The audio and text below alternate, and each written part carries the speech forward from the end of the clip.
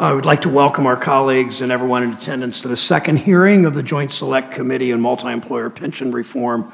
Our job on this committee, to be sure, is to find a bipartisan solution on the multi-employer pension crisis threatening 1.3 million Americans and thousands of small businesses. To do that, we have to confront the secondary crisis threatening the Pension Benefit Guaranty Corporation. Congress created the PBGC more than 40 years ago in 1973 to serve as the insurance company for these retirement plans. Like any insurance plan, PBGC coverage doesn't kick in until after the damage has been done, after a plan has failed, after businesses have gone under, and after jobs have been lost. PBGC is supposed to cover part of the retirement that workers earned. Ask anyone who's ever totaled a car or dealt with flooding or fire in their homes. You're sure glad you have insurance, but you'd much rather have avoided the disaster in the first place. We have the opportunity, really beginning today in the work we do in the next 7 months, to do just that, to help keep these businesses open, save these jobs, to ensure workers get the entire retirement they earned. Simply propping up PBGC is not enough. We can't take our hands, continuing the metaphor, we can't take our hands off the wheel, close our eyes, allow this car to crash simply because we bought an insurance policy. We can't do that to the retirees whom we serve. We can't do that to the businesses which we want to thrive, whose plans are in this crisis. We can't do that to the multi-employer system. As the crisis in the multi-employer plans has developed over the last few years, a second, quieter crisis has developed at the PBGC, a crisis that means allowing just one of these major plans to fail could put enough strain on the insurance system to bring the entire PBGC to bring down the entire PBGC multi-employer system. According to the latest estimates, the multi-employer system at PBGC faces a deficit of some $65 billion and growing dollars. It has just $2 billion in assets. It's projected to become insolvent within the next 7 years. We're all familiar with those numbers. So we see the writing on the wall. When one of these large plans on the brink of failure requires PBGC to step in, the PBGC will also fail, potentially leaving taxpayers on the hook, not just for millions, not just hundreds of millions, not just billions, but tens of billions of dollars. It's our job to make sure that that does not happen. The federal government helped create this crisis. The federal government must help solve it. Each plan's different. There are many factors that contributed to bringing them down. There's no question that Wall Street squandered some of this money, but the government also played a role through perverse tax incentives, insufficient premium levels, inadequate tools and financing for PBGC, all parts of this system that were designed by Congress and put in place by Congress. We have a responsibility to correct each of these errors. That means, yes, addressing future actuarial assumptions within these plans, but we know that's an inadequate, incomplete solution. To truly address this crisis, we must do two things. First, update and upgrade PBGC so that it never happens again. And second, solve the current crisis facing retirees, workers, and businesses.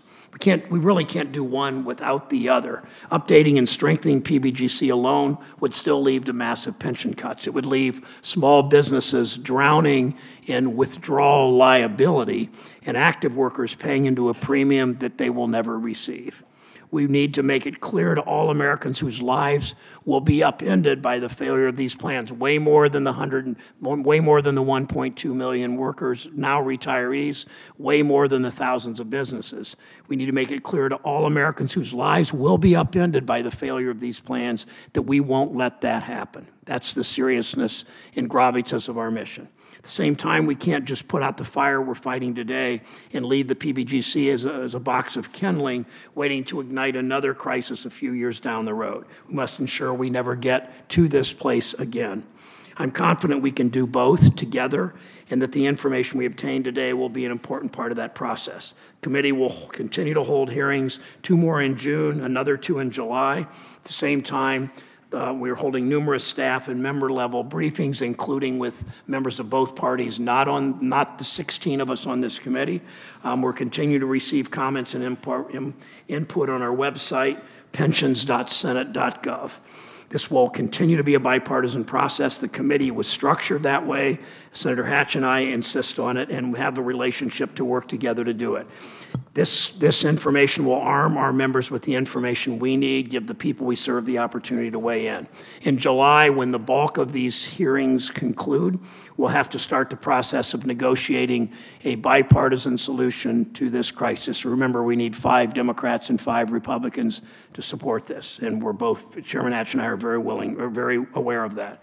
I'm willing to consider any idea that solves the current crisis, helps prevent a future crisis. I know Chairman Hatch shares that approach, and with that, I yield to my co-chair, Senator Hatch, for his opening statement. Well, thank you, Senator Brown. This is the Joint Select Committee's second hearing to delve into issues concerning operations of the multi-employer pension system. As I noted last time, it is critical for us to remember that the mandate of the Joint Select Committee is not just to develop reports and recommendations on the multi-employer plans, but to also review the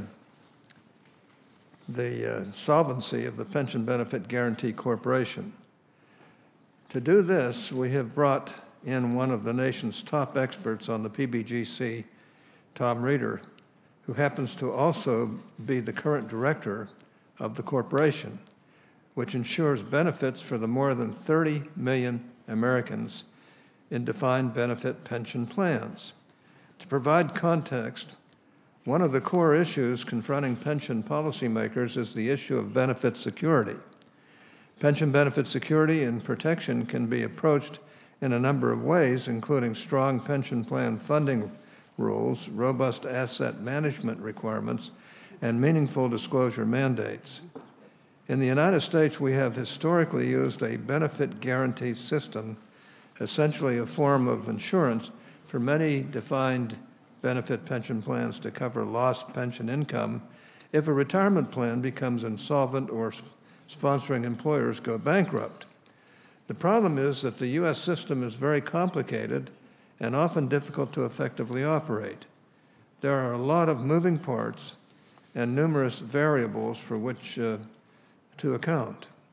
Some of those variables include questions on how plans are insured, to what extent are benefits guaranteed, and how can we sufficiently fund the system while still ensuring employers are properly incentivized to sponsor retirement plans. The problems don't end there, though. It is clear that since its inception in 1974, the PBGC has faced design and operational issues that have made achieving its policy goals difficult. This morning, Mr. Reeder will provide an overview of the PBGC's structure and finances, answering key questions about the organization, including how it is structured, and most important, how it is financed. It is imperative that the Joint Select Committee develop a solid base of knowledge about the corporation and how it is funded before turning to the PBGC's current funding status. And in a word, that funding status is troubled. I won't recite the grim statistics because we have all read them, and we're all deeply concerned. Over the course of the next number of weeks and months in the Joint Select Committee, I trust that we will learn more about the economic and demographic forces that impact the multi-employer system and consequently the financial health of the PBGC. But today, let's dig into the fundamentals first. After all, it's hard to plot a course without getting a good map of the terrain. As we work today with Mr. Reeder, here are some fundamental questions I think both sides should keep in mind. What is the corporation's charter, and how does that affect its operations and success? What does it mean to be a wholly owned government corporation? What are the PBGC's core functions, and how is it structured to achieve these functions? Does PBGC have the right tools and flexibility to intervene in the management and operation of troubled multi-employer plans? How does the corporation manage the funds under its management? Also, importantly, how do the insurance premiums work to fund the plan guarantees? And is this all the right model for the economic and demographic markets in which these plans operate? That's an important question. It's something we're going to have to answer. And I'm very concerned about it. It's easy to see. Frankly, I believe we need to get these answers and then spend some time understanding what those answers mean before the Joint Select Committee can effectively consider any proposals to repair the multi-employer system. So let's get started. Senator Brown, we'll turn it back to you. I have to be at the Judiciary Committee this morning, but I have every confidence in Senator Brown and others on this committee to move this along in the proper way. Good. Thank you, Senator Hatch. I have the pleasure to introduce W. Thomas Reeder. He serves as the 15th Director of the Pension Benefit Guaranty Corporation. Mr. Reeder began his employee benefits career as an associate attorney at Aiken Gump, Strauss, Hauer, and Feld, and later at Paul Hastings, where he became a partner in the National Employee Benefits Practice Group. In February of 2000, he joined the Office of Benefits Tax Counsel and the Office of Tax Policy at the Treasury Department, where he worked for 3 administrations. He was named Benefits Tax Counsel in 2005. He joined the staff of the Senate Finance Committee, meeting in this room in May of 2009. He was a key advisor as such in several significant legislative initiatives affecting the employee benefits area. Starting in March of 2013, Mr. Reeder served as an executive in the Office of Chief Counsel at the IRS. Native Texan, Mr. Reeder's graduate of the University of Texas at Austin, the College of Arts and Sciences, Graduate School of Business, and School of Law. Welcome back to the Senate, Dr. Reeder. We're now ready to hear your testimony. Director Reeder, thank you. Thank you, Chairman Brown and Chairman Hatch and members of the committee. I really very much appreciate the opportunity to appear before you to discuss the key challenges PBGC faces in protecting pensions earned by participants in multi-employer plans. I have submitted my full statement for the record, as is the custom, and will focus my oral testimony on what I believe are the most pressing points. To aid in conveying my points, we've prepared a collection of 7 charts, which I believe you have before you, and I apologize in advance for making it look like a PowerPoint, but I think it's better to have some of the information in graphic form. As has been mentioned, Congress established PBGC as part of ERISA in 1974 to provide basic insurance for participants' defined benefit pensions. Today, PBGC insures 10 million people in the multi-employer system, in addition to a little less than 30 million in the single-employer system. Multi-employer plan participants face 3 major problems. First, and I believe foremost, PBGC lacks the money needed to ensure workers will receive the benefits guaranteed under ERISA if their plan fails. Second, even if PBGC were able to meet its obligation to these workers, many still face significant losses because the pension they earned is greater than the ERISA guarantees. Third, even though most multi-employer plans are not in imminent risk of failure, ERISA rules do far too little to prevent plans from becoming severely underfunded in the future. Looking first to PBGC's ability to keep its commitments. You can see from Chart 1 that our multi-employer program is in dire condition. It has liabilities of more than $67 billion and assets of just over $2 billion. The comparison of those two numbers, the $65 billion deficit is one thing. The fact that you're using $2 billion in assets to pay 67 is another thing. In other words, we cannot grow our way out of this. This is in stark contrast to the single employer program, which has liabilities of $117 billion and assets of $106 billion, leaving a deficit of only $11 billion. This is as of our last annual report. Annual premiums paid for single employer plans are $6.7 billion a year. Annual premiums paid into the multi-employer fund are, on the other hand, total only $291 million. In other words, we're dealing with a deficit measured in dozens of billions of dollars with premiums measured in millions of dollars. Both the single and multi-employer programs have been in deficit for about 15 years. Chart 2, you can see that the single employer program has, the deficit has been steadily declining. We're still in deficit, but it's steadily declining. During the same period, there's been a rapid increase in the deficit of the multi-employer program.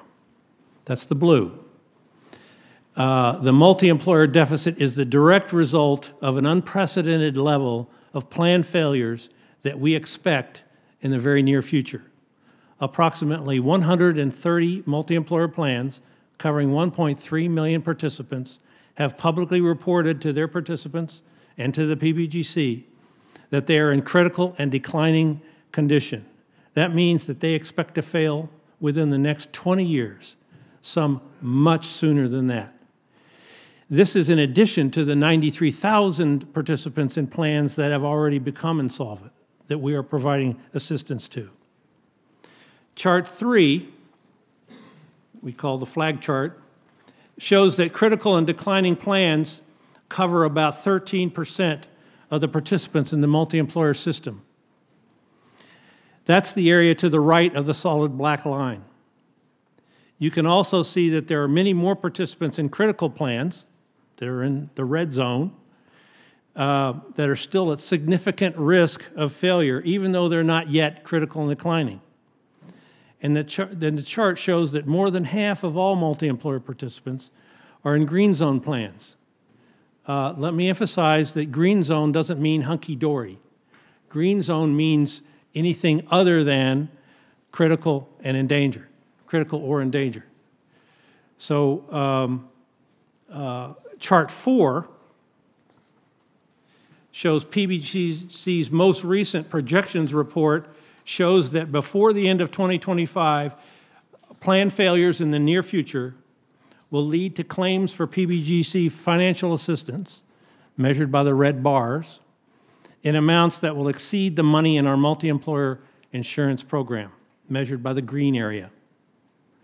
As you can see, the green area gradually increases until about 2022, at which time it takes off on a very steep slope. It's not the beginner slope, it's the Olympic slope. The program's insolvency would be catastrophic for many participants and surviving beneficiaries. The maximum guaranteed benefit for a retiree in a multi-employer plan is often cited as $12,870, but that's $12,870 for somebody with 30 years experience, 30 years of working under the plan.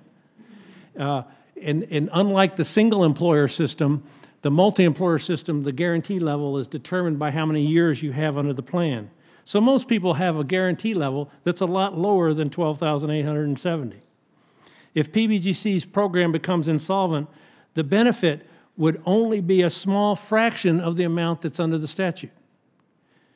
Again, on chart 4, the green line at the bottom of the chart represents PBGC's annual premium income. That's the only benefits we will be able to pay once we become insolvent.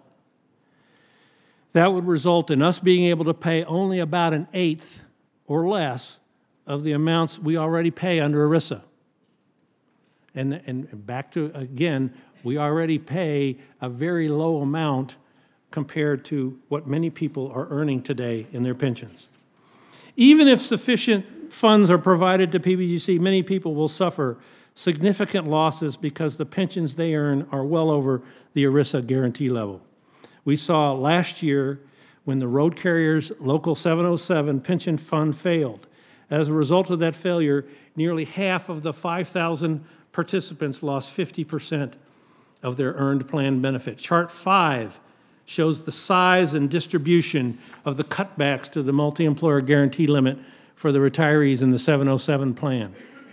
The green is the amount they will receive due to the financial assistance provided by PBGC. It's a jagged line because each of those lines represents an individual, a human being. And some of them have a higher guarantee level than others based on their years of service and their accrued benefit. The red is the amount of benefit they earned by working under the plan, and they're not getting.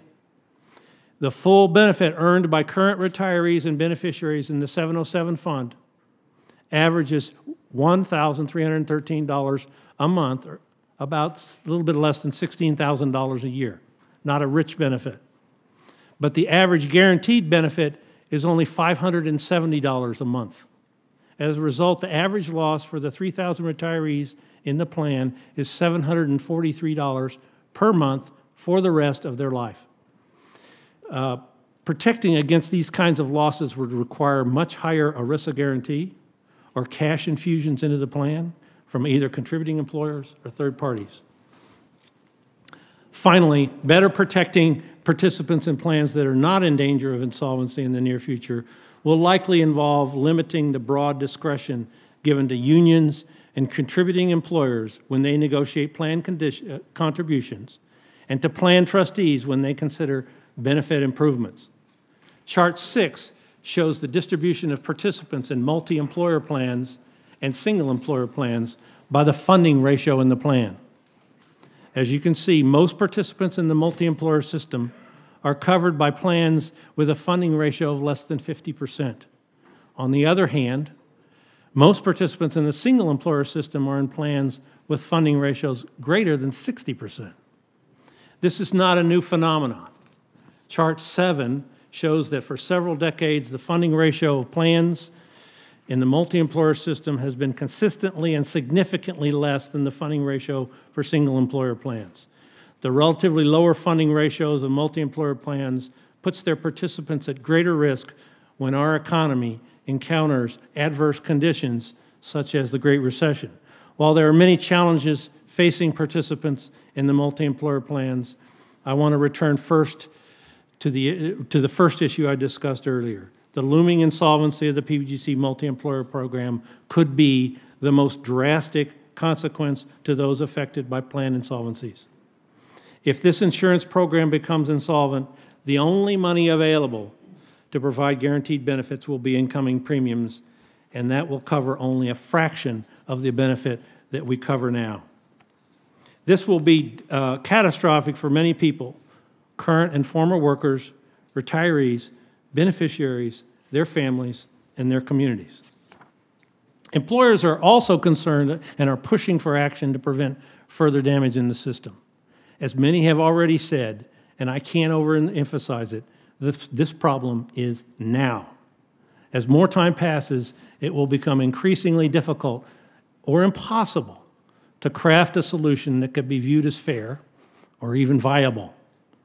I appreciate the leadership of the members of this committee in addressing the challenges faced by multi-employer plans and the PBGC multi-employer program.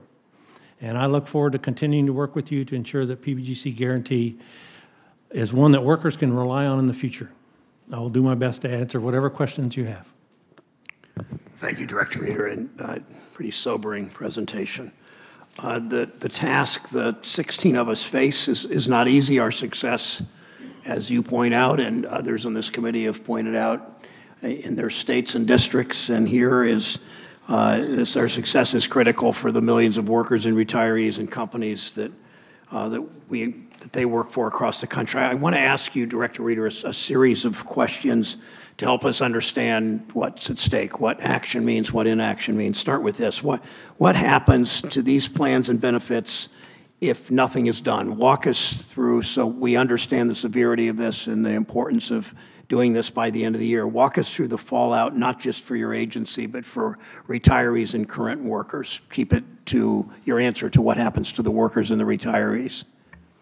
If you do nothing today, workers and retirees will continue to lose the benefits that have been promised to them. That's the red zone in the crescent-shaped chart I showed earlier. People will continue to lose this red benefit, and it will be dire consequences.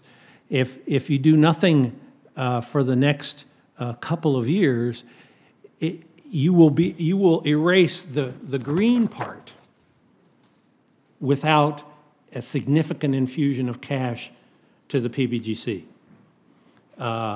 Right now, the administration has laid out a proposal for increased premiums to pay the benefits that are promised, and that's at $16 billion spread out over 10 years. The longer we wait, to put that money into the PBGC, the more that money will have to be over a shorter period of time. So what, thank you, talk about the business side. What would be the impact on withdrawal liability for businesses who employ these workers, again, if we do nothing? If you do nothing, the withdrawal liability, which is already significant, will not go away. But I believe that most, and I think that the consensus at PBGC is that most of plans that will be facing insolvency in the near future will not terminate, and they will continue on, so there won't be a mass withdrawal. And so employers won't incur withdrawal liability, but they'll have a continuing obligation to make a contribution to a plan that has already become insolvent. So they're making contributions for active workers for benefits that they will never get. Thank you. We're seeing, obviously, we all hear from pensioners in our state and what's happened to benefits in many cases, and I want to ask you about that. The minimum guaranteed benefit PBGC pays to retirees if a plan fails is already much lower than the retirement these workers earned. They bargained for, they gave up pay raises for, that they budgeted for when taking out mortgages, and they counted on to pay their bills. I remember many years ago a steel plant ended up in PBGC, and the workers got huge cuts in what they expected is the minimum payment you all made. Absent congressional action, would the PBGC even be able to pay that minimum guaranteed benefit? No, we would be cut to about 1/8 of what the minimum benefit is. Talk more about that. So you would be the minimum benefit, which is markedly less than what people were promised, what they negotiated, what they were promised, what they were getting, what they thought they were getting. That minimum benefit is already small, relatively. You'd be forced to cut the average benefit. How much then? If they're making $8,000 in guaranteed benefits today, they'd get less than $1,000. I'm talking about an annual number. So it would be cut down to 1/8, perhaps, or less of what they were. Mr. Chairman, I have to point out 1/8 of a smaller number already. Yes.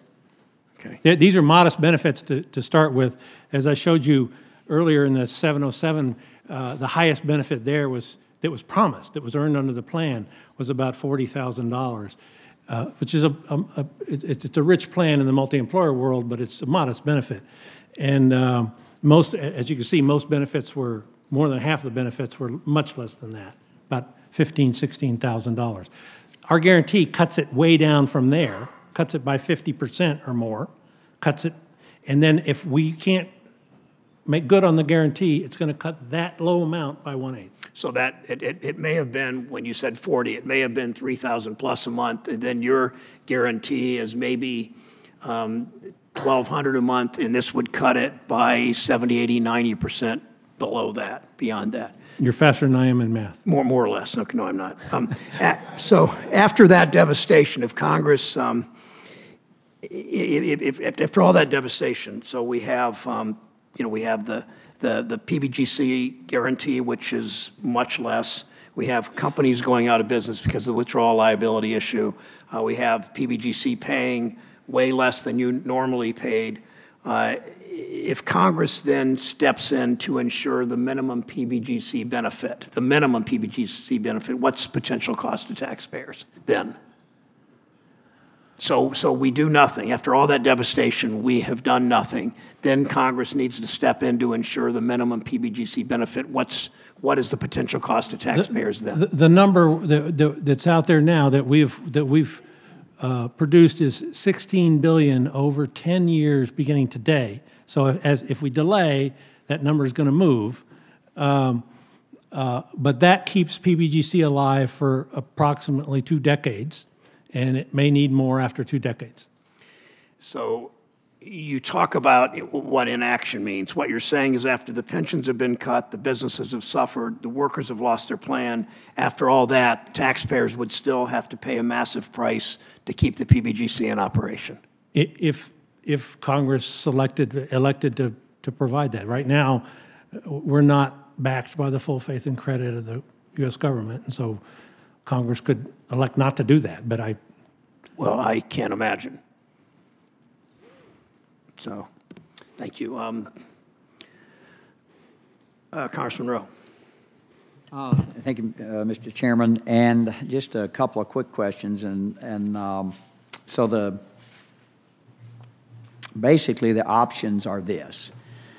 You have an increased premium, decreased benefits, increased earnings, or a cash infusion. Does that pretty well summarize it? Yes, sir. I don't know about the increased earnings because we're working, if you're talking about PBGC, we're working with No, $2 I'm billion. talking about the plans. Yes, sir. If the plans had, you know, obviously if the market does well, their investments do well, that extends it a little longer. So that would be some combination of those four things I just mentioned. There isn't any other combination. Yes, sir. And let me ask you just a couple of other questions. And how much of a premium increase would it take? And why is there such a disparity? And I think I know the answer, but why is there such a disparity between the single and multi plans and what's paid into the PBGC? And I know this is negotiated as an hourly wage and so forth. I know all that, but why is there so are single employer plans negotiated plans too? Are you're talking about the amount that goes into the plan, not the premium? Now, the premium that goes to PBGC is a huge disparity between a multi and a single. So, Well, that's not negotiated.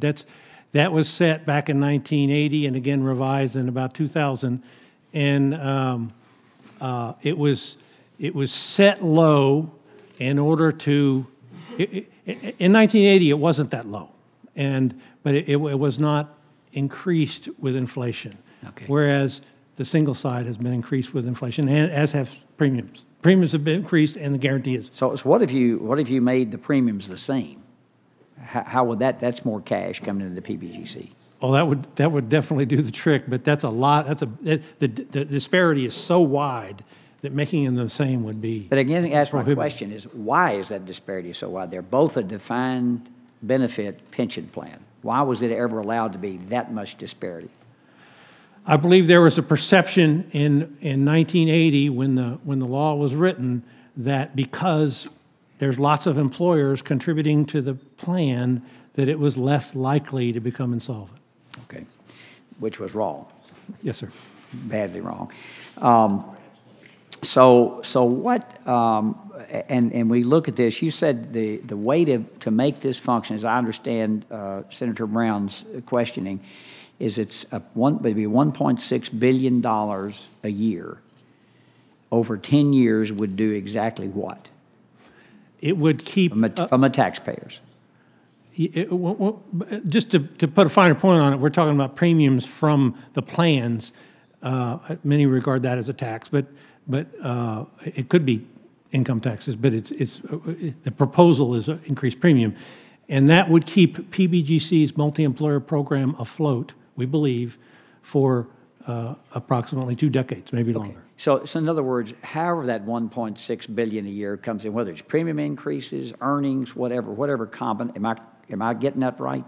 Yes, sir. But the earnings are not likely because we're starting with only $2 billion, and we're going to go down real fast. Okay, but so there is an opportunity. So how much would the premiums have to go up? It's probably at one. We're talking about an average of 1.6 billion, and I guess an average of 5.5 times. Okay, so they have to go up multiples. Could you bring this up on a graduated, reduce the premium a little bit, and so that you don't get all the bad medicine in 1 year? I mean, that would be hard to swallow. I think the proposal is to do that. Is to do that. And let me also say that it's not a flat rate premium. It would introduce a variable rate premium that would be higher for the less funding. Okay. And in your testimony, you noted that financial assistance to multi-employer plans is technically a loan to the insolvent plans, but only one of these loans has ever been repaid, according to your testimony. What happens to these loans when that plan can't repay them? Does the PBGC ever recoup that loan? No, except in that one case. In the one case, and that was not one where it was a long term, as I read a little more detailed about it. The variable premium, you mentioned that, the variable premium proposal in the President's budget in 2019 is projected to keep the multi-employer program alive for 20 years, is that correct? Yes, sir. What do you think, I mean, the employers that I've talked to are really pushing back on the premium increase, and I understand that. It's an extra cost to their business. I do get that. But there's going to have to be more money from somewhere. I mean, after hearing this, it's not complicated math. We know exactly it's got to come from 1 to 3 or 4 places. Am I correct? Yes, sir. Okay, thank you. I yield back. Thank you, Dr. Rowe. Thank you. Thank you, Director Reed. Nobody contests that in some cases premiums have been too low, but raising premiums alone only addresses part of the problem, obviously. It doesn't even solve that Just part. PBGC. Yeah. Congressman Neal. Thank you very much, Mr. Chairman. When we talk about multi-employer pension plan and the crisis that we're confronting, we often talk about plans slated to go insolvent. When we talk about plans like Central States and United Mine Workers, it's important to remember, however, that PBGC has been paying assistance to many smaller insolvent plans for a long period of time. How many plans are currently relying on PBGC for financial assistance? 72. 72. If PBGC were to go insolvent, as has been depicted by some, what would be the impact on multi-employer retirees who will then be relying on PBGC for benefit payments? That's an important point. If not only will future participants in future plans that go insolvent be cut to the bare minimum, but the ones that are already getting assistance will be cut. Acknowledging that the mine workers will likely be insolvent by then, this is all likely before plans like the Central States and other very large plans become insolvent, correct? Yes. Okay. What are the chances PBGC could become insolvent before 2025? I think there's a good chance that it happens in 2024. By good, not more than 50%. It's somewhere below 50%. But it could happen in 2024. We don't believe it'll happen before then, just based on the plans we see coming in. And there's a tiny chance that it could happen in 2026. But we're about 90% certain that it'll happen by the end of 2025. Mr. Reeder, why, given the climate that you've noticed across America today, why are the American people not paying more attention to what is happening to pension planning everywhere? That's a philosophical question. It's philosophical, but it's entirely relevant to what's happening everywhere. I read a piece this morning about a state on the East Coast where I believe that $119 billion in liability is out there on the public side. From time to time, we discuss the realities of what's happened with 401k plans, the catch-up provisions that happened after the recession, people working longer. There's been pretty staggering consequences for retirement, and yet it doesn't seem to gain the same traction that many other controversial issues do every day in America. When you consider that there are people that are looking at, in the audience perhaps today, that are looking at their pensions being cut in half? I think when you're looking at the answer, by the way, in public, state, and local may be different, but I think when you're looking at compensation packages, I think there's a human tendency to look at what you get today. Health care, cash, other benefits that you're using today. And if you have a limited pot, I think you're less likely to put a significant amount of that limited pot into the benefits that you're going to get in 20 years or 30 years. Mm-hmm. Is it safe to say that most pension plans today in America, they would need a return of north of 7.5% to 8% annually to remain solvent? I certainly wouldn't say that about most pension plans, but I would say that about most critical and declining. They would need significantly higher earnings than that to become solvent. And I think that's true with other plans that aren't critical and declining. There are some yellow zone plans and other red zone plans that would need earnings in north of that to stay afloat. Thank you very much. Thank you, Mr. Chairman. Senator Portman. Thank you, Senator Brown. And Director Reeder, appreciate your coming today, and more importantly, the help you've given us already on this commission. PBGC, as some of you know, has some real experts in this area, and your Assistant General Counsel, Connie Markakis, and your actuary, Julie Cameron, come highly recommended, and we need them. And we miss them. Thanks for letting us borrow them. This is tough, and you know, your testimony today was very sobering because it lays out clearly the huge challenge that we face. You were just talking back and forth about when PBGC might go insolvent, and it sounds like 2025 is the year that you've kind of focused on understanding there could be some changes that push that a little forward or a little bit back. That's only 7 years from now.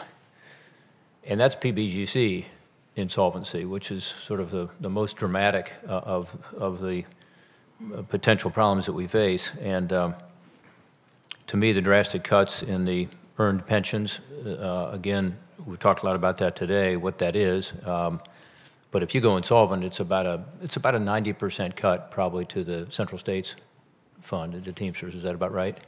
Yes. It's on the order of that. And then the impacts to the broader economy. Central States has said that the insolvency of their fund alone would result in less than half of the promised full benefits. And again, if 400,000 Teamsters see the PBGC go under in 7 short years, then it's about 90%. Is that about right? Yes. And how about the mine workers? There, as I understand it, there are about 76,000 mine workers who would lose, on average, about 21% of their promised benefits if their plan goes insolvent. And of course, much deeper cuts if PBGC goes under. What would it be for the mine workers if the PBGC runs out of money? They would be cut down to about the same level as about the same as the Teamsters, but not percentage-wise, because their benefits are lower. But they would the dollar amount would be cut down to the same amount. Yeah, pretty modest pensions there with the mine Yes. workers. Average about $600 a year, right? Very small. The retirees are averaging lower than the actives. The actives would suffer more because their Yeah. benefits are richer.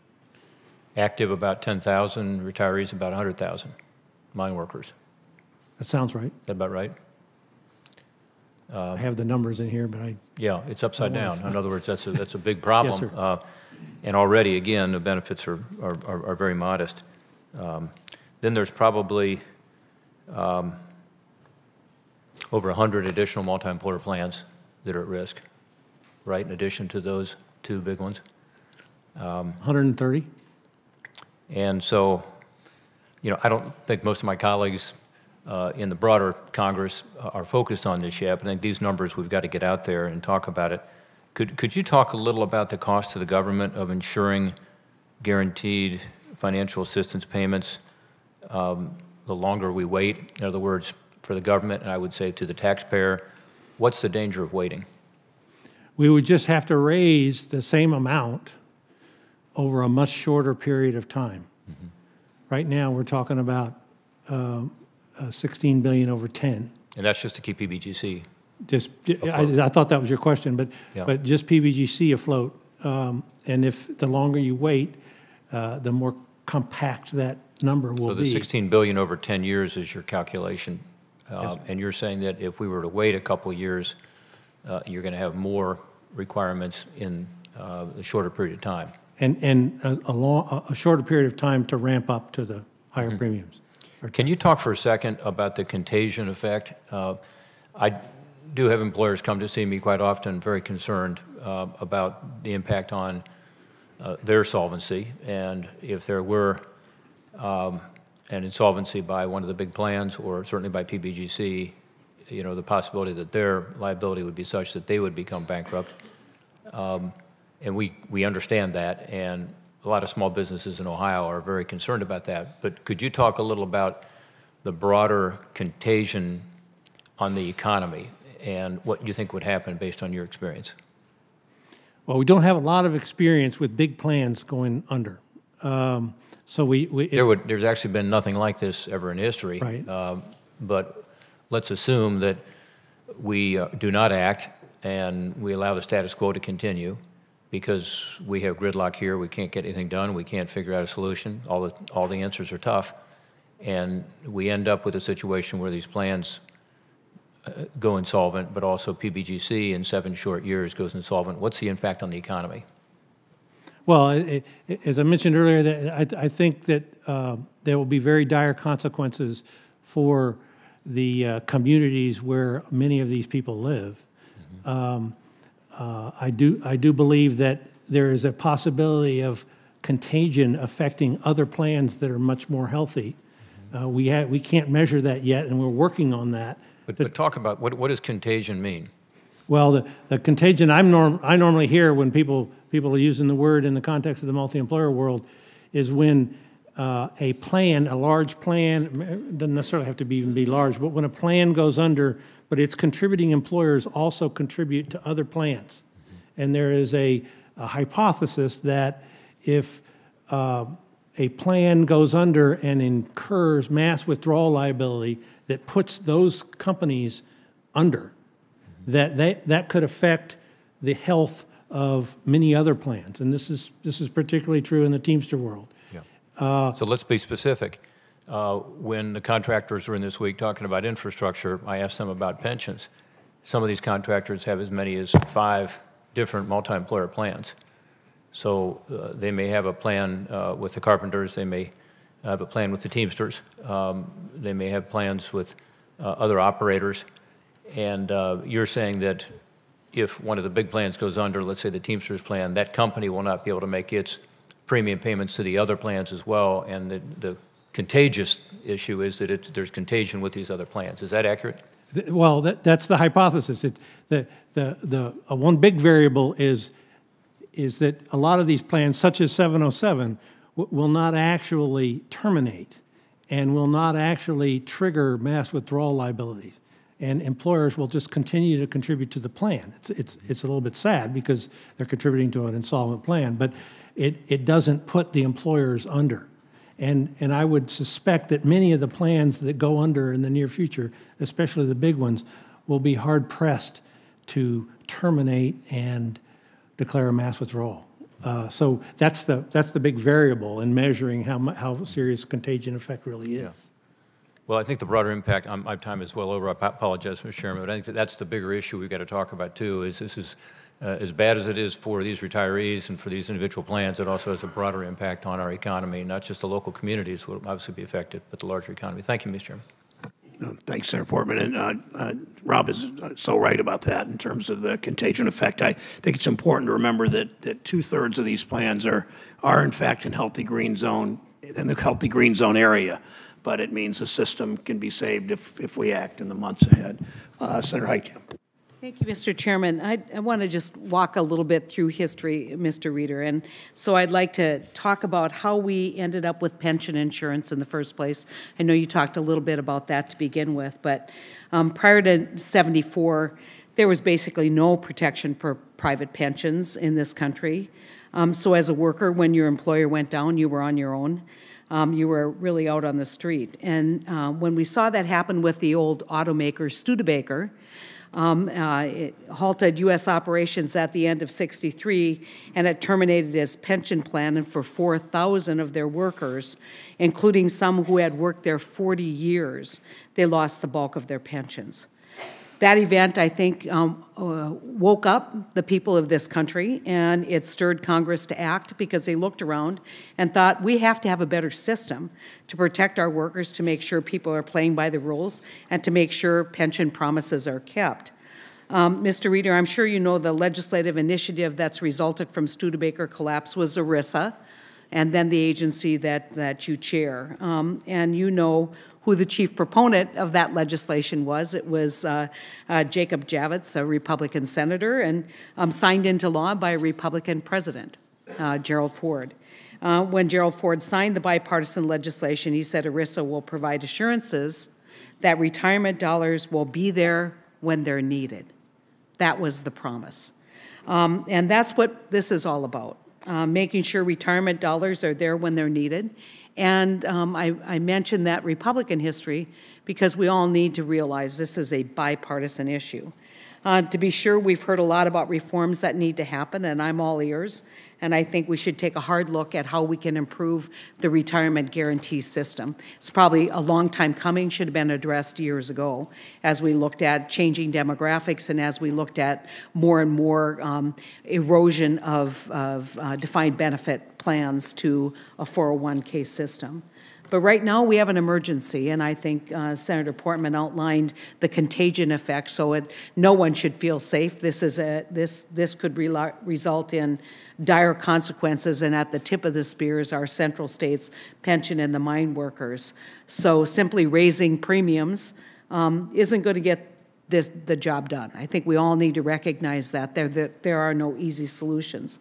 My colleagues and I have put forth the Butch-Lewis Act, which is a type of loan program that would help workers rehabilitate their pension plans so that they can keep their benefits. I know there's been a fair amount of criticism of that because as a result of what people see as overt involvement of the federal government in providing that level of assistance and that level of loan guarantee. But I want to look at the history of loan programs in the United States of America and with the American economy. AGI, we loaned them $67 billion. Bank of America, we loaned them $45 billion. Goldman Sachs, we loaned them $10 billion. JP Morgan Chase, $25 billion. These are just a few of the big financial companies. We also help the automakers. General Motors, we loaned them $50 billion. Chrysler, $10 billion. U.S. Airlines, up to $10 billion. Farm Credit, $4 billion in bonds. And I raise that history because I think that as we are looking at the amount of federal taxpayer exposure to help at times of economic crisis in this country, we've been willing to disperse a whole lot of money. In fact, by our calculation, when you add it all up, it's over $600 billion. And today, the taxpayers have come out ahead as a result of that.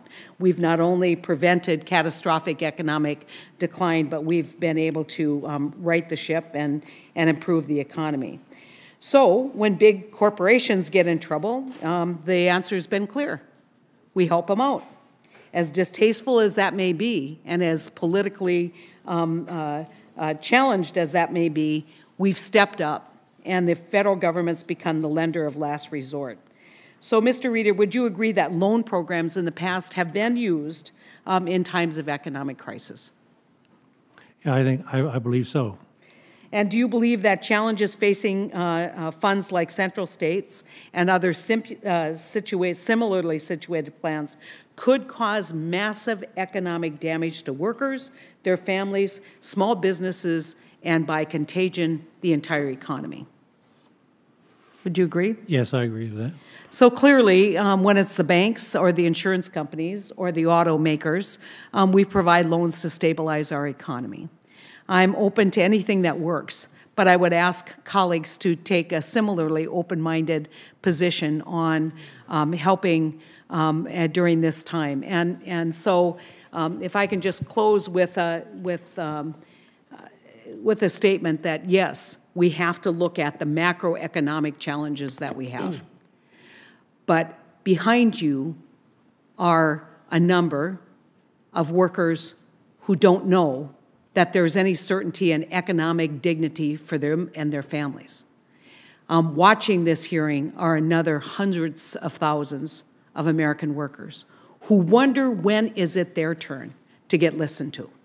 And so I just want to make sure that we don't dismiss out of hand plans that would, in fact, respond to this challenge the way we've responded to many, many dire economic challenges in the past, and that is to provide the security and support to make sure that these funds are fully funded and that our pensioners get the pensions they deserve. Thank you, Mr. Chairman. Congressman Norcross. Thank you. Appreciate the hearing on this, and it's remarkable that we've been talking about this a long time, but nothing has happened. And when we think about the PBGC and the numbers you go through, there's what, about 1,400 plans on the multi-side?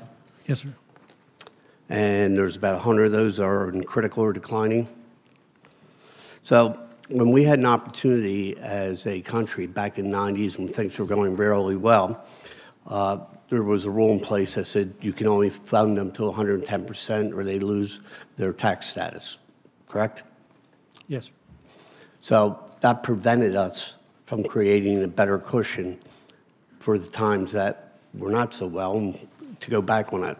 So that's a structural issue. And what we heard about here today is PBGC, by its nature, is the insurance company, and how we can keep it, which is $16 billion over 20 years. So it's the healthy plans that would have to pay that. If you're insolvent, you're not paying your premiums. Is that correct? Well, yeah. Okay, Healthy and a little bit less, yeah. So here we are, we're trying to hold up an insurance plan by design is created not to pay enough money to those people that are retiring. It's set this way. This is the insurance we bought. We have the formula set for those insolvent plans, correct? That's where we get the $12,870. That's right. We bought cheap insurance. And when you try to compare that to the single employer, they made a different decision to pay much different. So we're trying to create and prop up an insurance company that's already structurally flawed by the money they're paying out. If you were as healthy as a horse and plans were to go under, they still get a rotten benefit paid out. So we need to understand that there's two very different issues here. And when we look at what the problem is, the problem for PBGC is one thing, but it's the problem of the actual insurance or those pension plans. Why are they failing? What is it that we're doing that we have these massive failures? Nobody's talking about that. We get this great loan program, and then we're still in the same boat. The causes of those different plans to go down, bankruptcy, does that play a role in it? Yes. Why don't you explain how bankruptcy, if a company goes under and they have $100 million worth of unfunded liability, where does that go? It usually goes to the back of the line. It's Last man standing, everybody else picks it up, correct? That's right. Okay, so that's a structural issue that changes. Pension, what position does that have when a company goes bankrupt? Do they get paid first? No. No. They rarely, if any, the pension obligation rarely, if ever, gets paid from the bankruptcy. Is that correct? In the multi-employer world. In the single-employer world, No, but yeah. we're not talking about that. Yep. So that's a structural problem. We change everything here, and we don't change that. We're back in the same boat. Let's take one step further. The assumptions that are made. When a plan is healthy, or it's in the red zone, or critically declining, it's made that decision based on over assuming the payback on a yearly basis. Each pension plan makes a decision each year. How many assets come in? How are we going to pay it out? Is that correct? That's right. So if I overpromise my employees that you're going to get a higher pension, that starts us down a road where that plan could go to fail. That's correct.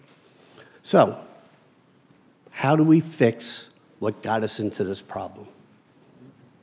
I don't hear you talking about the pension or position in bankruptcy. I don't hear us talking about the actual assumptions that are given out. You're thinking you're getting too much money in, or you're promising too much money out. Because those in the green zone have been making those decisions properly. Now, we all hit by the same market downturns, but we have structural problems, wouldn't you say? Yes, and I agree. As I outlined in the testimony, I agree that we do need to make changes to those structures if we're going to prevent this from happening in the future. So anything we do to fix the current situation so PBGC is still alive has to go hand in hand with structural changes. If not, we're just going to keep going to the healthy plan saying, hey, I'm glad you made those tough decisions. Now you have to pay up. Because the part I missed is during the downturn of the recession, when the banks failed, they didn't go to the other banks and say, only you're going to pay. Trying to limit the source to just those in the plan who will get nothing out of it, I think is wholly unfair. If we can do it for the auto companies and the banks, too big to fail. Do you know what's too big to fail? Those pensioners. And we have to come together to make sure that they get an opportunity, because they're getting a raw deal here. And there's a lot of blood in the water from a lot of different people, but the cost of doing nothing is unacceptable. I'll yield back, balance my time. Congressman Schweiker. Thank you, Mr. Chairman. And forgive me, as often when you're running around from meeting to meeting, at some point we should all have a discussion about scheduling. I say we start doing these in the middle of the night, so, but then again, being a House member, we're always annoying to senators. I actually want to walk through just a couple math concerns. First off, you had made a statement earlier that I had picked up that the number of multi-employer plans that you saw is in the green zone. You know, can I ask you, if I came to you right now with your background, and oddly enough, I think you have one of the most interesting jobs in government, and said, you're going to use a perpetual horizon, you're going to calculate to high-quality bonds is your net present value calc. How many truly stay within that green zone if we were actually to use those types of actuarial tests? I don't know the exact number, but as I mentioned earlier, green zone doesn't mean healthy. Healthy. It means not distressed. And so I don't think most of those green zone plans do use the bond rate you referred to. Okay, and only because we did some of this math in our office a few weeks ago, and we walked away a little, what would be the right way, shaken that the number like tripled of what we thought would be stressed, particularly if they were single employer plans and use those types of test measurements. So the reason I bring that back up again for all of us is almost exactly what you were saying. As we do this, a holistic approach that actually just doesn't fix the current identified centers, but actually says, how do we make this whole system much more robust? Now I have the question for PBGC. If I came to you and said, I look at some of my notes on the reports of what your identified liabilities are, and there's some statements I've come across, and I need you to help me just because of time constraints, that looked like they were some individual outside reports saying your liabilities may be double what you report on your annual. Help me understand where those differences are coming from. We use pretty conservative interest rate assumptions. But in calculating, some people may, and I understand the CBO has done this, some people may actually factor in a variability analysis. And the variability analysis would be a projection of a number of plans that would make claims, or a cascade effect, or what? Well, it's the cost it's the value of plans of assets that are not invested in fixed income funds. Okay. And it's a variability factor. And I just in starting the answer to this question, I have gotten myself in the weeds above my head, and I'd be happy to provide you with backup on a QFR. On your staff, do you have someone who you consider to be sort of your freaky smart quant? Or someone who can deal with a couple creative ideas a number of us are talking about, because there's not a single solution here. It's going to actually require input, lots of different inputs, and maybe a couple different types of financing mechanisms. And there's and in some ways, you might be the appropriate conduit to manage, control, house.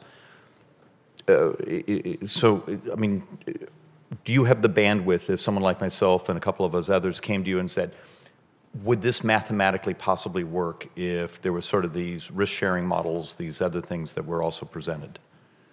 We have more quant freaks than per capita than any place on the planet. That's a term.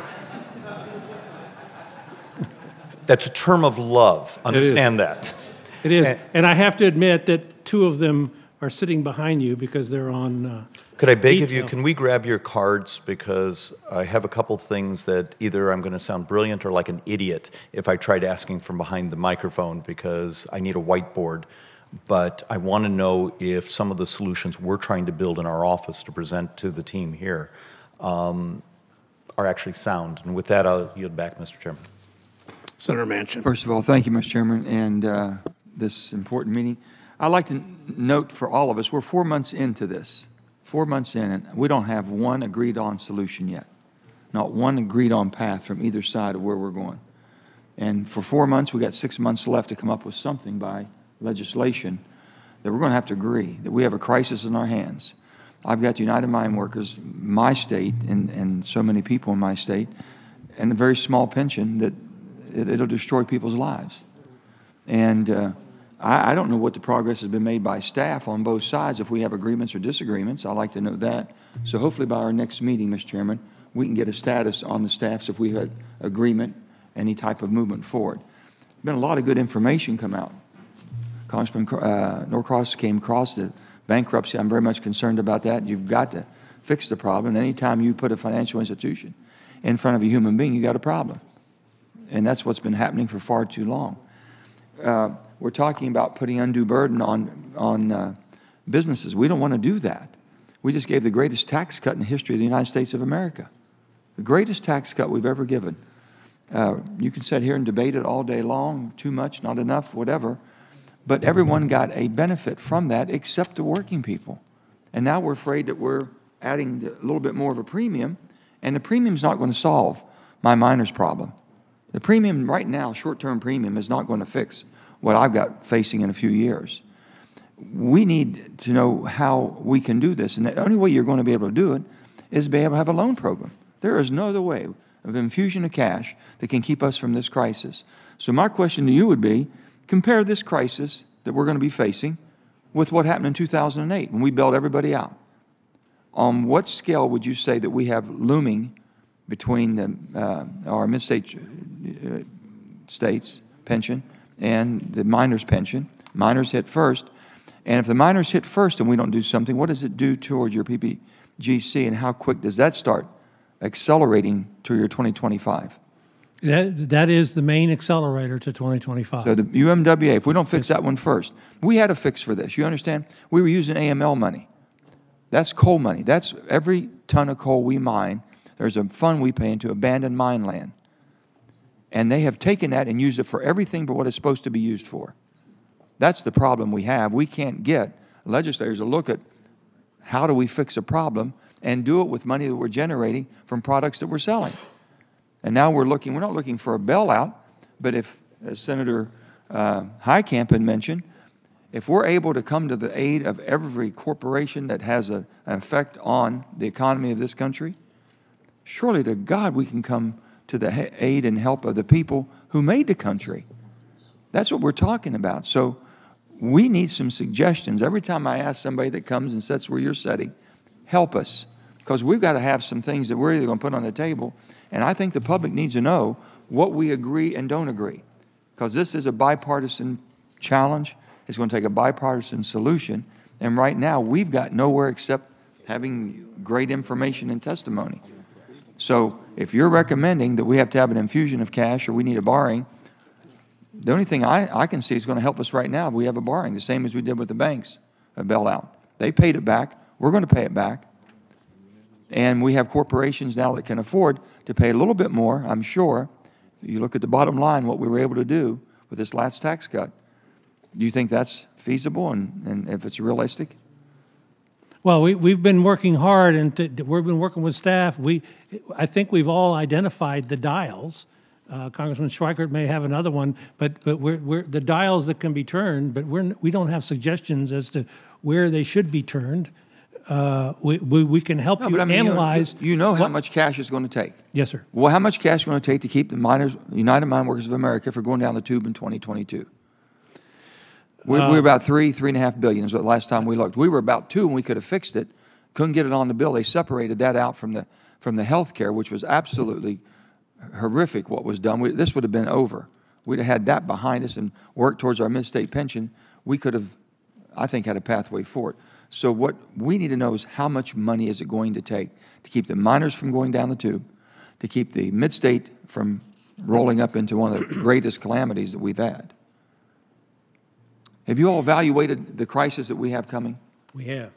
Is it as great as the 2008 collapse? I'm not an expert of the 2008 collapse, but it's bound to be, there's bound to be some comparison. I don't know What part of, how big of the economy, if, you know, can you help answer these questions if I would ask them? Well, we know the number of participants that will be affected, but as has been pointed out here, the contagion of the effect on those participants is a lot broader. It's their families and their communities and to some degree the whole country. Well, we got 6 months left. We've got to have a piece of legislation go to the floor. And I'm determined to get a piece of legislation that fixes it. Bankruptcy, you got to fix bankruptcy from repeating itself. The human being should be at least equal to the financial institution when it comes to divvying up what's left when a bankruptcy happens. When there's an intentional bankruptcy and we have diversion going into different companies, we should be able to reach back. There should be a clawback provision in bankruptcy that allows us to keep the individual, the human being, whole. And if the premiums have to be increased from the businesses, we want to make sure we don't put them in a hardship. But if we've given the greatest tax cuts in the history of this country, we could think we could negotiate something that it wouldn't be hardship to them. This is all reasonable, but someone's got to tell us how much cash is going to take, where we're going to get it, what's the payback, and we got to start fixing some problems here. I'm willing to start voting on fixing a problem. If we have a discrepancy, then we have to sit down, work through that. But my goodness, we have, I think, the examples have been given here of what we've been able to do when we hit a crisis. I guess we're going to wait till 2022, and then I got to look at the miners and say, okay, we're here, guys. I got, most of these are retired widows is what I'm dealing with. $595. You take that away, they got nothing. They cannot make it. So we're not talking about the windfall. We're talking about survival. And all I'm asking for is a compassion, but we're going to need some help. We need some answers.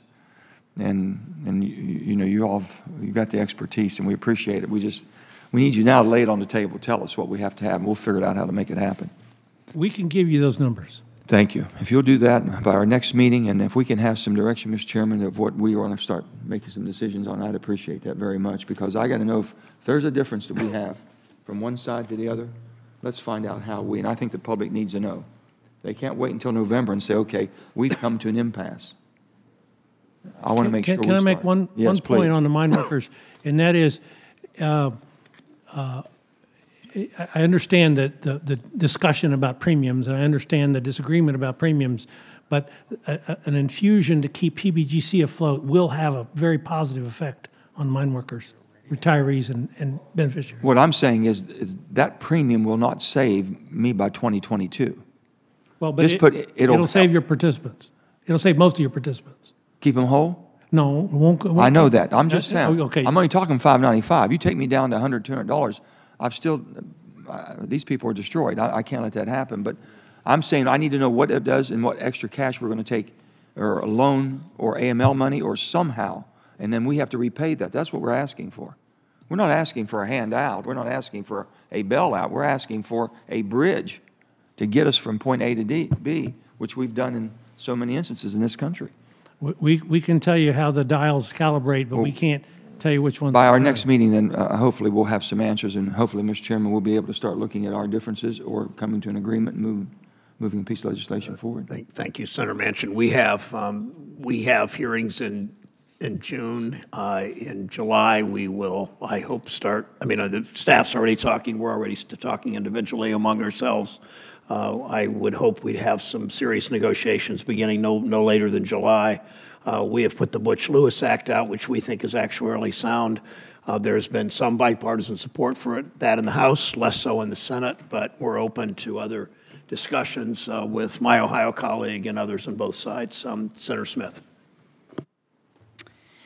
Thank you, Senator Brown, and thank you so much, Mr. Reeder, for being here today. I am gleaning from this committee a sense of real urgency and a sense of frustration and a sense of real concern, and I appreciate you being here to answer our questions. And Senator Brown, I'm really thinking about a meeting that I was at with Senator Heidkamp up in Moorhead just a couple of days ago, and I can tell you that that sense of fear and frustration and concern is even more intense amongst those folks who are trying to figure out how they're going to be able to take care of themselves. And I appreciate what you're saying. You can't give us the answers, but you can give us the data that we need to make the decisions that we need to make. And Another observation I have about this is that this is really complicated. It's really difficult, and it's not for, we need people giving us this information and providing us with background that know what they're doing and have a background in this area, and I just like to thank you for your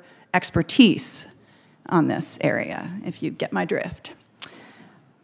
I want to just go to this question of solutions, because when I was in Moorhead and when I've been in other places talking with mostly people in central states, they keep saying, we want solutions. We need to know what we're going to do about this. And as I'm understanding this, I'm not an expert, but there are some ideas that have to do with pension increases, and with premium increases, and some ideas that have to do with loans.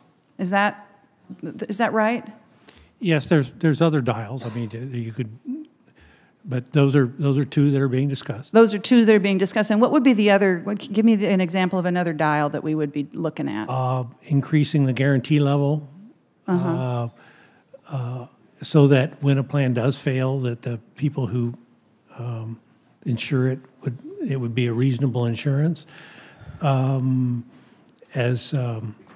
Others have referred to changing the funding rules to make sure this doesn't happen again. Yeah, okay. And let me just ask you about this premium increase idea. I mean, if we were to go down that path, would that be something that would be sustainable or feasible for the businesses that would be needing to pay these increased premiums? Well, we believe it would be sustainable. It seems like a lot because it's a very large multiple of what they're paying now, but they have been paying very low premiums for a very long time. Is there some concern that there'd be sort of like a sticker shock effect, I guess? Yeah, there would be a sticker shock. However, the increased premiums under the proposal would go towards a variable rate premium so that you'd only pay it to the extent you're underfunded. Okay. And what about the loan ideas that have been proposed out there? There's certainly Butch Lewis. Maybe there are others that How do you see those as being feasible also as ways of solving this problem?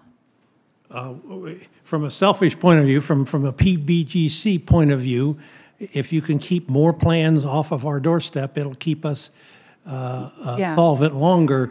But I think that the proposals are charged with controversy. So.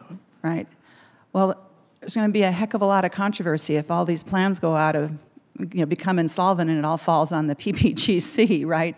Then we've got millions of people affected by this.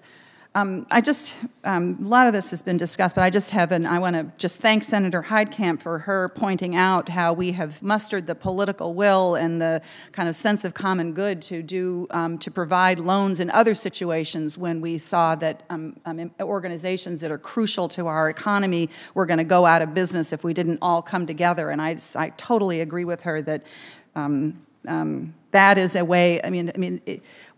If that, why not this, seems to me to be so clear. The other thing I just have to observe, Mr. Chair, is that we just gave a $1.5 trillion tax cut, which would have paid for the solution to this problem many times over.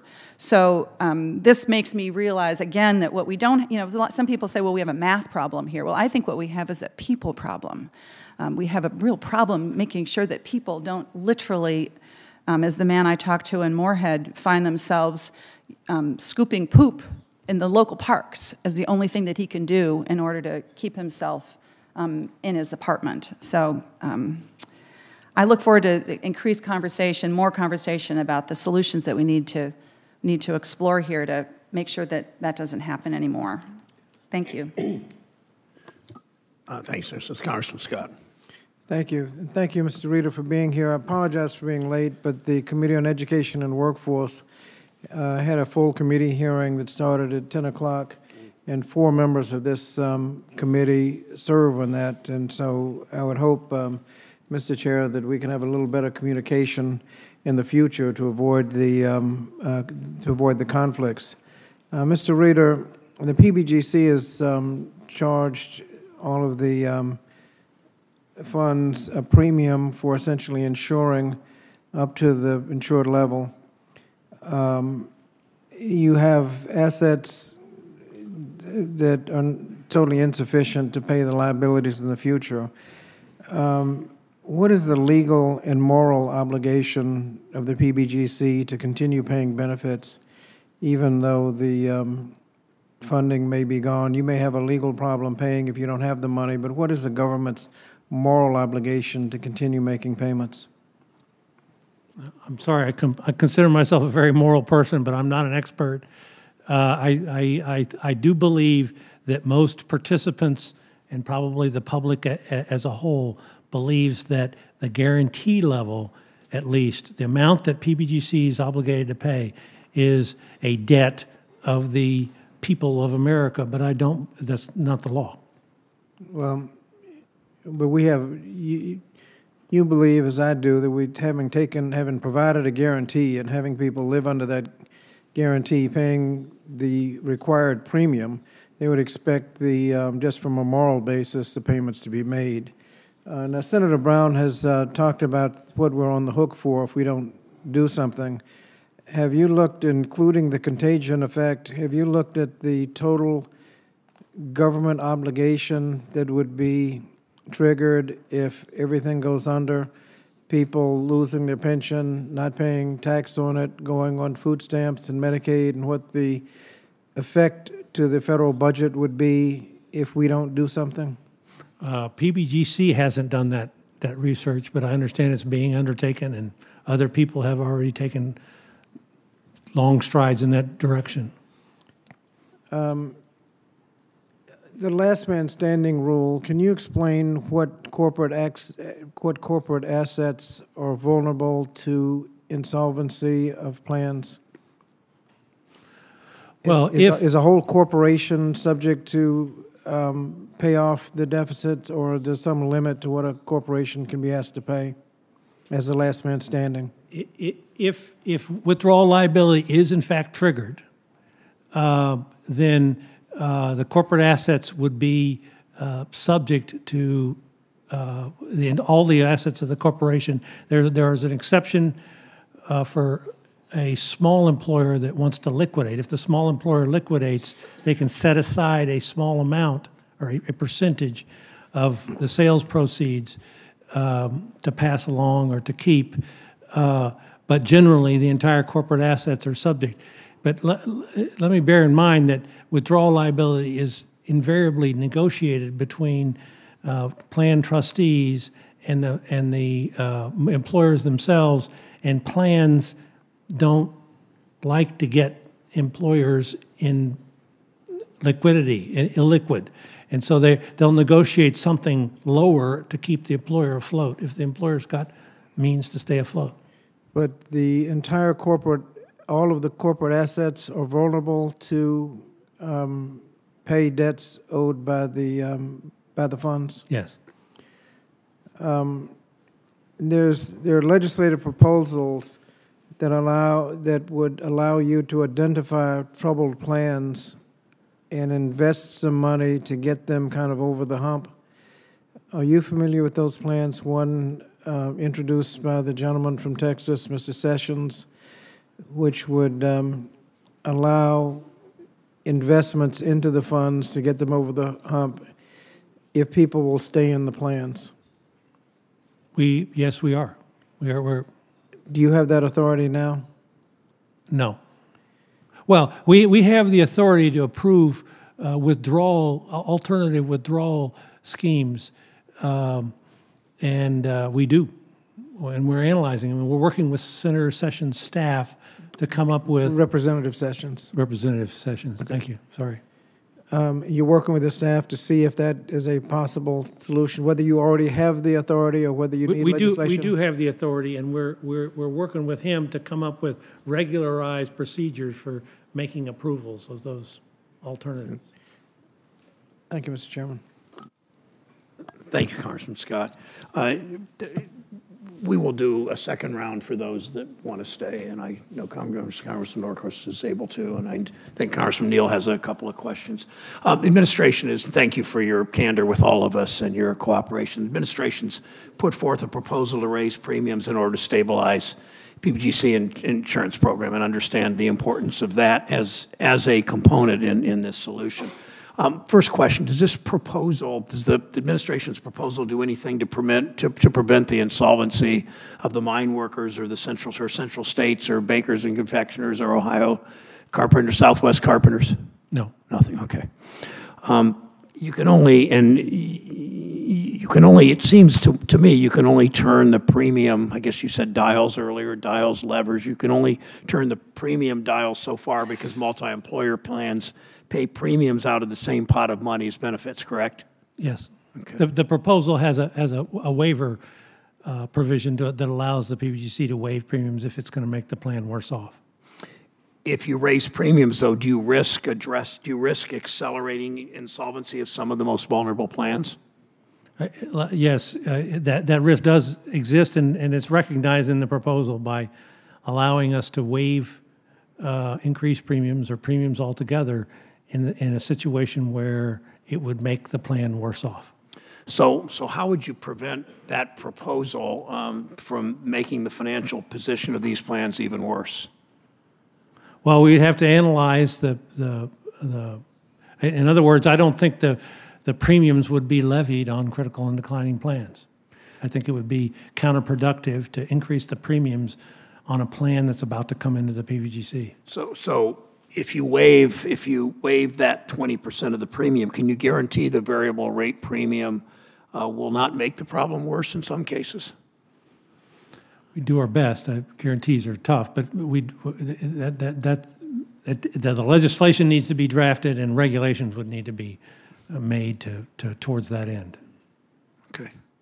Congressman Neal. Thank you, Mr. Chairman. We could maybe use the opportunity to be better educated here on the panel about the last man standing rule. It's oftentimes used to describe the general insurance principle of multi-employer pension plans where risks are pooled amongst employers. But as employers leave the plan or go insolvent, the burden remains on the employers that are left in the plan. Deregulation in the 80s and 90s, as well as large-scale economic downturns in 2001 and 2008, led to waves of industry-wide employer insolvencies. The remaining employers in these plans are now the last man standing in their respective multi-employer plans. What makes the multi-employer pension plans particularly vulnerable to the last man standing rule? In my mind, it's the very essence of why multi-employer plans are subject to less rigorous funding rules, lower premiums, lower guarantee rates, because of the perception that those employers that are left in the plan can pick up the slack for employers that become insolvent or bankrupt. It only works, though, if the population of contributing employers remains relatively the same. So if one employer goes, if one trucking company, for example, goes bankrupt, another company will take up those routes and will pay those employees and will contribute that amount to the plan. If, however, the replacement trucking company hires non-union workers or uses fewer workers, then there's a decrease in the number of actives and the system falls apart. So the follow-up, under the current law then, is there anything an employer can do to counteract the problem if they can't afford to withdraw from the plan? Well, I do need to note, the short answer is no, but right. I do want to note that that withdrawal liability payments are made on an annual basis. It's not the big plan coming after the employer for one big chunk of money. They pay it on an annual basis, and they don't have to pay any more than generally what they've been paying. Thank you, Mr. Chairman. Congressman Norquist. I want to follow up. That's exactly where we want to go. So when we take a look now, mine workers, central states, which are in a, I hate to say unique position, but are in very dire straits. Taking care of the PBGC as an insurance entity still only gets them $12,870. if everything is perfect. Is that correct? Or less, yes, Right. based on their service. So that's life support. We're trying to save them from dying. But what Richie spoke about, and what I want to go in is, how do we make it a wellness program that, A, structurally things change, but then we get new infusion of employees who want to be part of the system, and that's part of the problem. Too many retirees, not enough new folks, because who wants to sign on to an unfunded liability of several $billion? The opportunity for growth in these funds is almost nil when they're in a critical or declining status. Is that correct? Yeah. So we have all the old debt, all the retirees, and nobody new. A mechanism to allow new companies to come involved, bring more employees in without being saddled with that. If not, it can't grow. Would you agree with that? So we have an emergency patient trying to keep them alive, and we can talk about how we got there, but the fact of the matter is you have to keep them alive, and that's certainly essential states.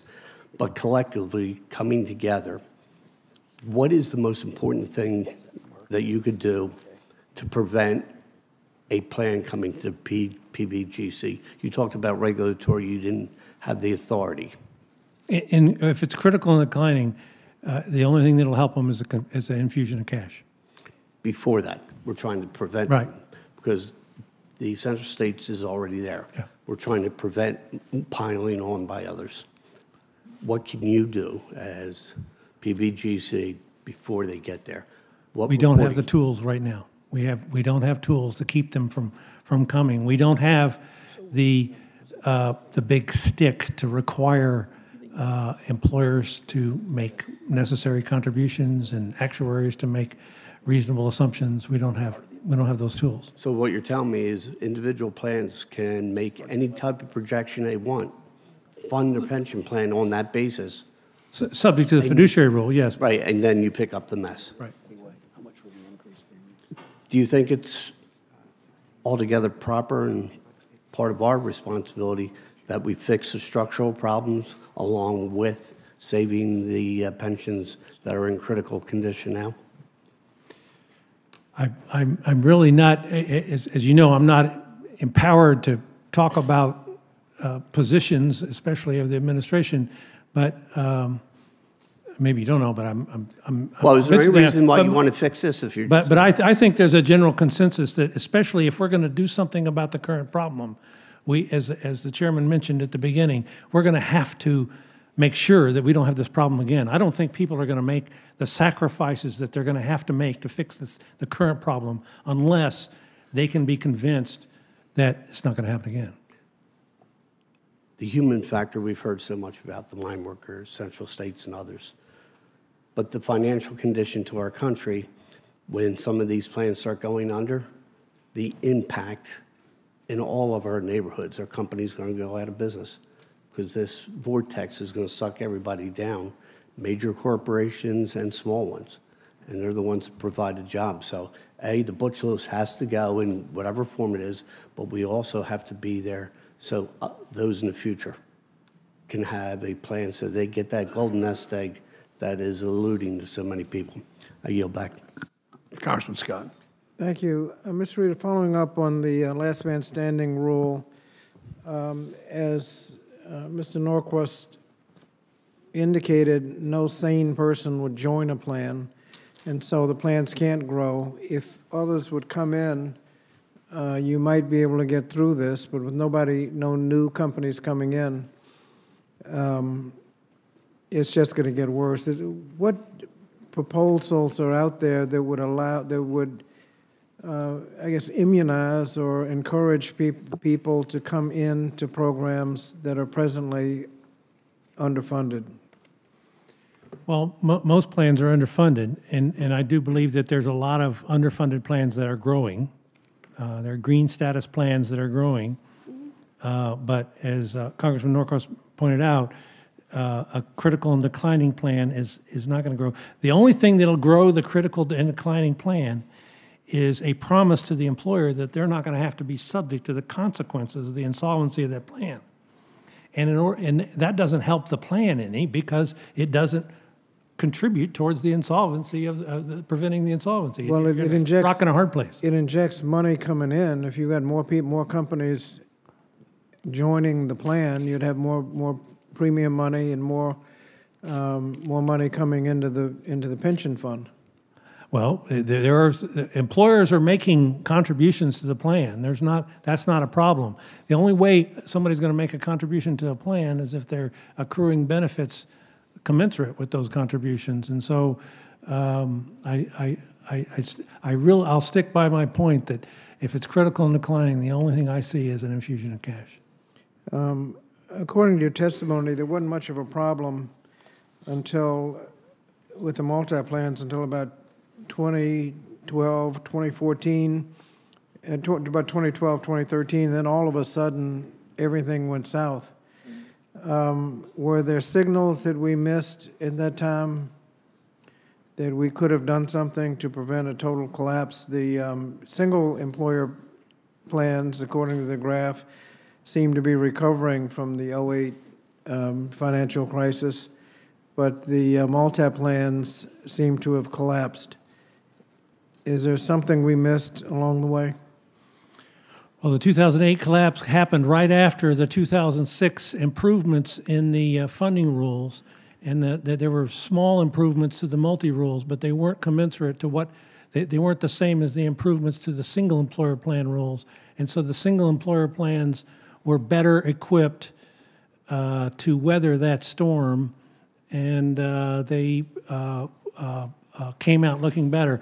As far as earlier signs, I think we began to see signs right after 2000, but they didn't become that apparent.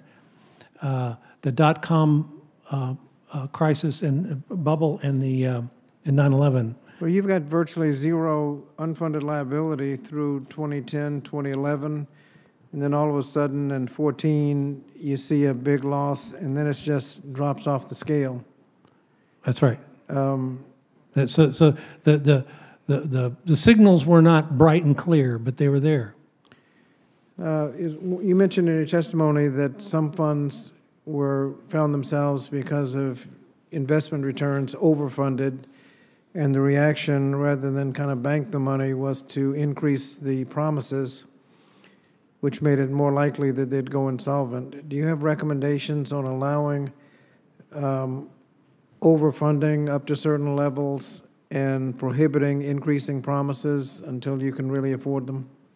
Yes, there's the problem that Mr. Norcross referred to about the tax cap on contributions. I think it was you, and that was part of the problem, and that was fixed in 2006. And I don't think it's a problem today. If it is, we need to know about it because there's very, very few plans that are at that level. But I also think that the plans that weathered the storm and the effect of that problem were ones that, when they did increase benefits, they increased them with benefits that can be restricted later in bad times. And there's lots of plans that have done that. They've increased benefits, and then when hard times come, they've restricted future accruals, and they're doing fine today. Real quickly, because I have a vote on the Senate floor. I apologize. Real quick. Let's follow up. Are you talking about a 13th payment piece? That we're able to do it? Yeah. Because that's an example. If you include it as a cost of living, you cannot roll that back. Is that correct? Right. That's a very big difference. There's some you can't roll back. I'm not a catalog of which ones you can and which one you can't. But I'm mainly talking about reducing future accruals. Yep. You can always do that. Thank you. Thank you. Congressman Scott, you were done. Okay, thank you. Thanks to the members of the committee. And Director Reeder, thank you for your terrific public service. I would like to see you be there a lot longer. I guess that's my personal view anyway. But thanks to Ms. Markakis and to Ms. Cameron for the work that they will do with us. I appreciate the administration's work on working to save the PBGC itself, even with the minimalist way that you are able to act, but it's a very important way. It's an important component, but only a component. I've been very pleased with with the staff work already on both sides. I think we're making major progress on this. And as we've all said all along, it's got to be bipartisan. We need 5 votes on each side, and I'm still very hopeful we get there. So, Director Reeder, thank you so much. Thank you.